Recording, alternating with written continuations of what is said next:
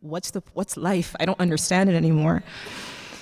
And I tried to speak about it with other people, but nothing ever satisfied me. Nothing ever satisfied me. I just kept feeling this hole in my heart.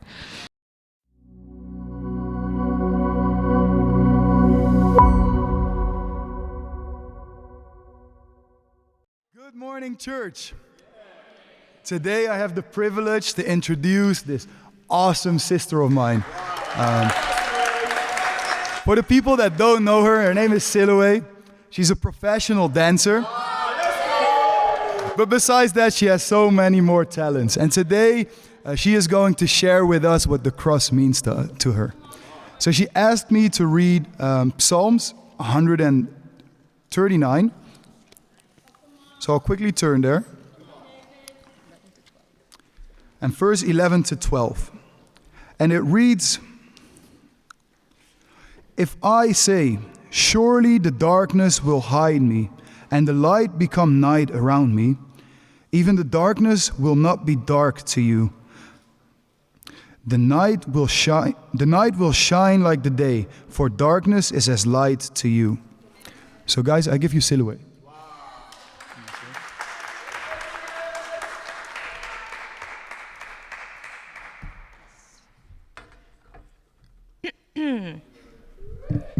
Good morning, everybody.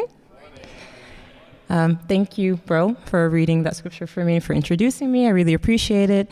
Thank you, Frank and Janae, for allowing me to share my communion. So what does the cross mean to me? It means God's steadfast and loyal love. So for those who don't know me, my name is Siloe Laurence Bouon. I am 23 years old. Born in Brussels, Belgium, on November 9th, 1999, at 6:36 p.m. at the St. Elizabeth's Hospital. And my birth was a miracle of its own. So according to my parents, I was actually dying in the womb. And I firmly believe that my parents' faith is what kept me alive. It's what saved me. So my mom was excessively bleeding and losing me slowly. And the doctor basically said yeah, there's no chance, take her out. But my mom, I love my mom. My mom said, looking at this man straight in the eyes, my child will be born. And so 1 week before the doctor decided to, take me out, my parents prayed for long, long, long nights. They cried to God. They were begging him, please make my daughter better. And God heard their tears and prayers. And lo and behold, my mother went back to the doctor. And she was completely healed from her bleeding. And the doctor was super flabbergasted. He couldn't believe it, and he himself even said it was a miracle. So why do I share this? Because it shows that even God had me in the palm of his hand before I was even put on earth. And it also reminds me of his deep love and care for me. So obviously I'm a sinner. I've sinned a lot. And before I was saved, I was going through this very deep, dark hole. Despite being raised up in a church and knowing Jesus and God and hearing all the scriptures and praying and singing and crying, seeing all the miracles he's actually done in my life and my parents' life, I was still not doing what I was supposed to do. So I'm going to skip a few years now. So when I was 16 years old, I had my first boyfriend, and I was madly in love with this guy. And he actually was my idol. I would put him above everything. It was crazy. And I'd even lie to my mom and dad for the times I wanted to go see him, just because I wanted to spend time with him. And this lasted 4 years, so from when I was 16 to 20. And a few months after my 20th birthday, he broke up with me, and my heart was ripped to pieces. And I literally cried every single day for 3 months straight. I was just crying. And then I thought to myself, how can someone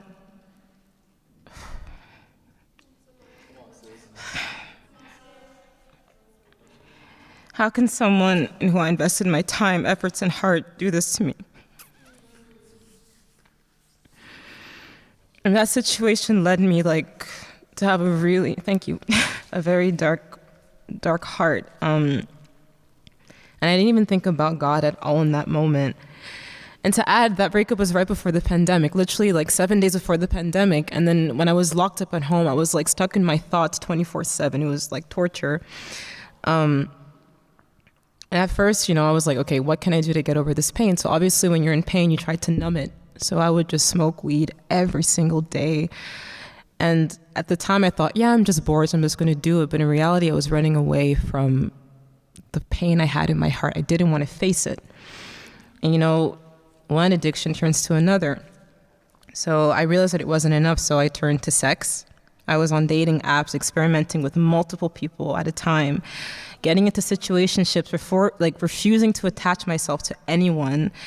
And along the way, I was hurting people's hearts because I just thought, if I'm feeling all right, I don't care how you feel.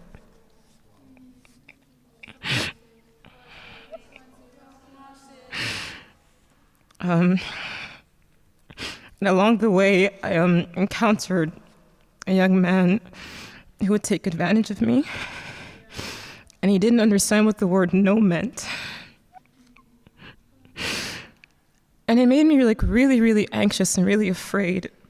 And the bitterness in my heart just grew even more. And I'd get so angry, and I would blame God and I would blame the world, and I wouldn't look at myself. I just refused to see that I also had responsibility. And you would think that this traumatic situation, the fact of being sexually assaulted more than once, would change, would have a 360, but it didn't. I just kept doing it.